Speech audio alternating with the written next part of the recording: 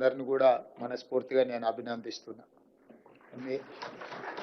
మీరందరూ కష్టపడి ప్రజలకు అందుబాటులో ఉండి ఈ సమస్యల్ని ఎదుర్కోవడంలో సహకరించినందుకు ప్రాణ నష్టం, ఆస్తి నష్టం, పశు సంపద నష్టం చాలా తక్కువగా జరిగింది. ఈరోజు మనం తీసుకునే నిర్ణయాలు భవిష్యత్తులో ఇలాంటి సమస్య వచ్చినప్పుడు ఈ సమస్య తీవ్రం కాకుండా ఉండడానికి అవసరమైన అంశాలను అన్నిటిని కూడా వివిధ శాఖలు ఉన్న అధికారులందరికీ కూడా సూచన చేయడం జరిగింది. నా సూచన, నా ఆదేశం, ఏ శాఖకు ఆ శాఖ బాగానే పనిచేస్తారు. ఇతర శాఖలతో సమన్వయం చేసుకోవాల్సి వచ్చినప్పుడు కొంత ల్యాగ్ అంటే కొంత గ్యాప్ ఉంటుంది. అంటే ఈరోజు అవసరం ఉంటే 3 రోజుల తర్వాత మనం చేయడం వల్ల ఆ పర్పసే డిఫీట్ అవుతుంది.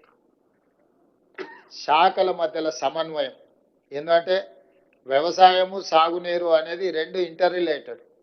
మీకు చెరువులు, కుంటలు లేకపోతే ప్రాజెక్టులు తెగితే ప్రాజెక్టు తెగే వరకు, ప్రాజెక్టును నిలబెట్టే వరకే మీరు చూస్తున్నారు.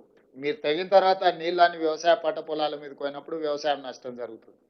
ఆ తర్వాత విద్యుత్ శాఖ ఫాలోడ్ బై అగ్రికల్చర్తో పాటు followed by affected department is electricity department.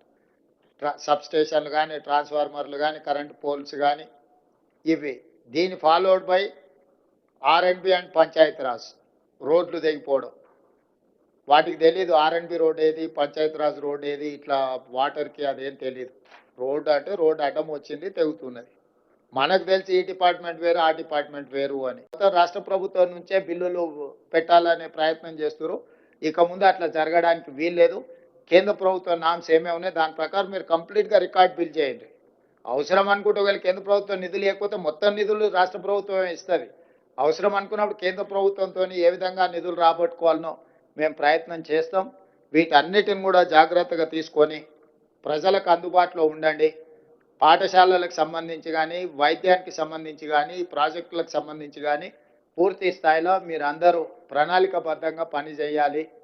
ఈరోజు ఇంతమంది అధికారులు మీరందరూ ఇక్కడికి వచ్చారు అంటే మీ అందరినీ ఒకసారి అందరి ఫేస్ రీడింగ్ చూస్తే మాత్రం పని చేద్దామన్న ఆలోచనే కనిపిస్తుంది. మరి రేపు కూడా ఇదే స్ఫూర్తి మీ దగ్గర ఉంటుందని ఆశిస్తున్నా. మళ్ళొకసారి సమీక్షకు వచ్చినప్పుడు ఇక్కడ మంచి పనులు జరగాలని ఆశిస్తూ మీ అందరి దగ్గర సెలవు తీసుకుంటున్నాను.